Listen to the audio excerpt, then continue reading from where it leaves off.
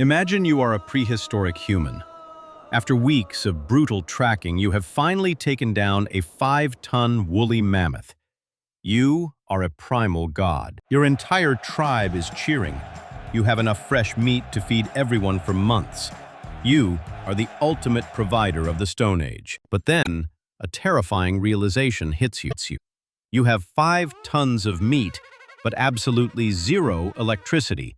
And obviously, no refrigerator. Out here in the wild, the clock is ticking. Fresh meat is a ticking time bomb. In just 2 days, it starts to rot. If you eat it after it spoils, you don't just get a mild stomachache. In the brutal Stone Age, a bad stomach means death. Without modern medicine or antibiotics, food poisoning is a one-way ticket to the afterlife. Nature's invisible assassins are completely ruthless. Bacteria. These microscopic scavengers multiply by the millions every single hour, breaking down the proteins and turning your hard-earned mammoth into a toxic hazard. So, what do? You cannot possibly eat 5 tons of meat in a single weekend, and you cannot afford to waste a single bite. Our ancient ancestors faced this exact million-dollar problem. To survive the brutal Ice Age, they literally had to cheat nature's expiration date, and they were not stupid. Through desperate trial, error, and a lot of fatal mistakes, they discovered primitive chemistry and biology. They invented bizarre, dangerous, and absolutely genius techniques to preserve food. Techniques so shockingly effective, some are still used today. They didn't have plastic containers or freezers, but they had toxic swamps, freezing mud, volcanic ash, and smoke. They turned the whole planet into a pantry. Of course, discovering these bizarre methods required a few brave, or perhaps very unlucky, volunteers to test if the preserved meat was actually safe. In this episode of Primal Hacks, we are digging up the grossest, weirdest, and most effective survival hacks from human history. Get ready to learn exactly how cavemen saved their food from rotting, fought off deadly bacteria, and ultimately saved humanity from starvation. The most obvious solution to the rotting meat problem was staring early humans right in the face: the Ice Age itself. With global temperatures plummeting, our ancestors realized that winter was basically a giant, planet-sized chest freezer. When meat freezes, the moisture inside turns into sharp ice crystals. The rotting bacteria don't necessarily die, but they go into a deep sleep. But simply leaving a 5-ton mammoth leg out in the open snow is a terrible idea. It attracts every hungry predator in a 50-mile radius. So, our ancestors invented the permafrost vault. They would carve deep pits into the permanently frozen earth and thick ice. The precious meat was lowered into this sub-zero underground chamber, safely insulated from sunlight and sudden temperature swings. To keep scavengers like dire wolves from digging it up, they covered the stash with a massive, heavy pile of gray rocks. This primitive safe was practically impenetrable. It became the ultimate prehistoric security deposit box. Archaeological evidence shows these meat caches could preserve food not just for a few days, but for entire months deep into the freezing winter.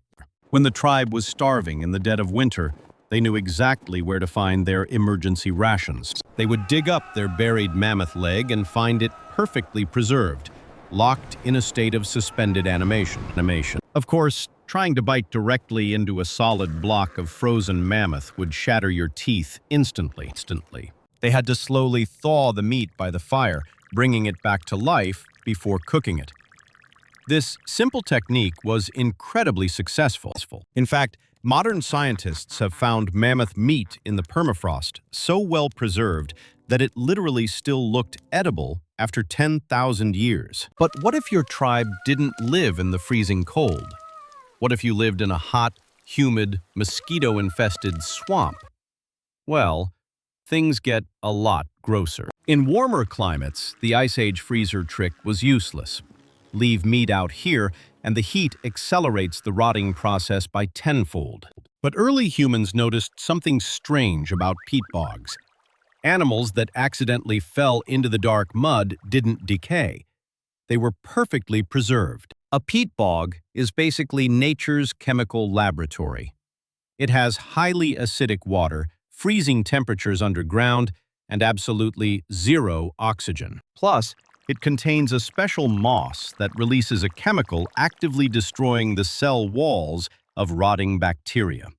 It's an antibacterial death trap. To utilize this toxic-looking swamp, our ancestors first wrapped their fresh meat tightly inside a thick animal hide. This protective skin layer prevented the meat from tasting like literal mud and kept smaller scavengers from nibbling at it. Then, the designated swamp guy of the tribe would brave the leeches and wade deep into the murky, freezing water.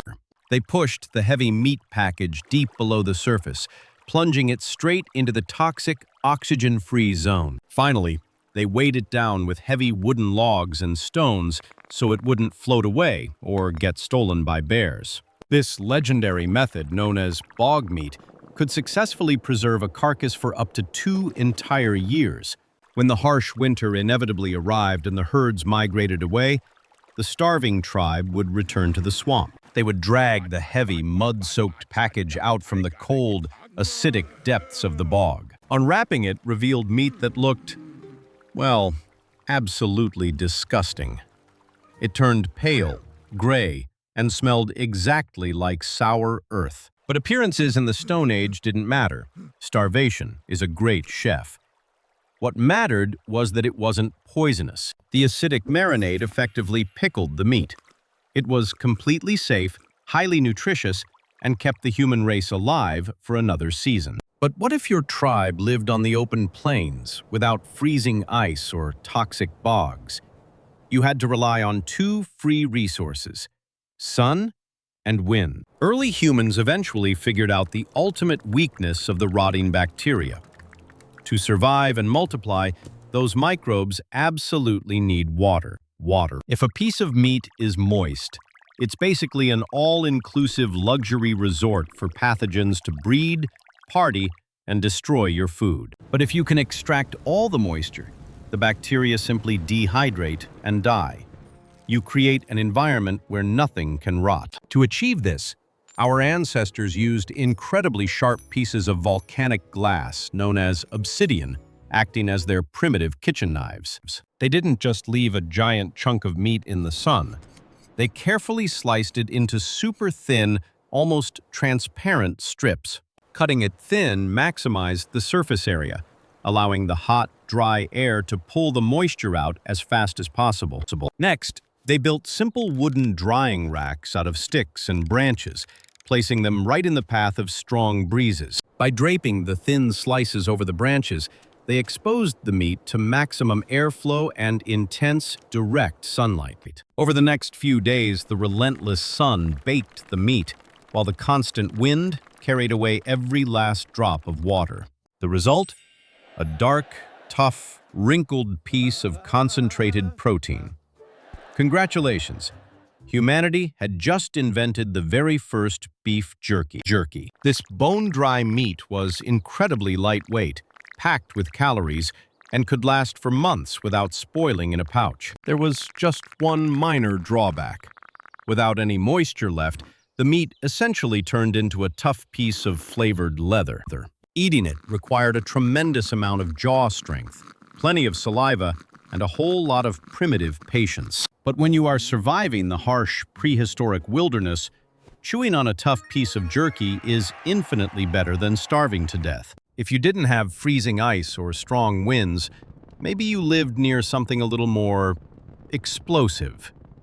Welcome to the volcanic ash hack. Tribes living near active volcanoes, or those who simply generated a lot of campfire ash, discovered a bizarre chemical trick. Wood and volcanic ash are essentially sterile.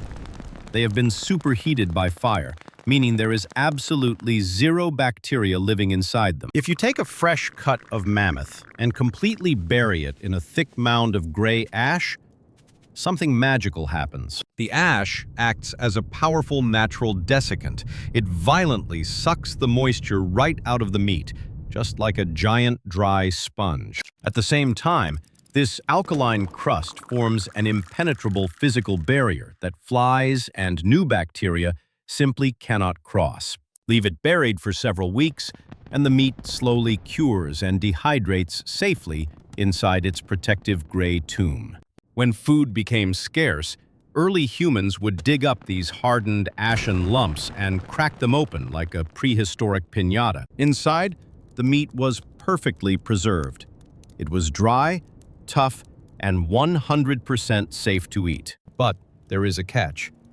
If you are too hungry and forget to wash or scrape the meat first, you are going to have a very bad time. Eating pure ash is basically like swallowing a mouthful of crushed glass and chalk. Smart survivors always carefully washed the preserved meat in a stream or aggressively scraped the ash off with a stone. Once clean, it was a perfectly safe, high-protein meal. This brilliant ash technique wasn't just a desperate measure. It was actually the ancient, primitive precursor to modern salt curing. Thousands of years later, humanity would use sea salt to do the exact same thing. But there was one more legendary survival method left. A method that didn't just preserve the meat, it actually made it taste amazing. Hanging meat above a fire didn't just cook it or dry it out. It exposed the food to the ultimate prehistoric preservative: wood smoke. By throwing green, wet wood and fresh leaves onto the glowing embers, our ancestors intentionally created thick, choking smoke instead of large, bright flames. As this dense smoke rose to the ceiling, it completely enveloped the hanging strips of raw meat, initiating a brilliant chemical reaction. You see, wood smoke isn't just a cloud.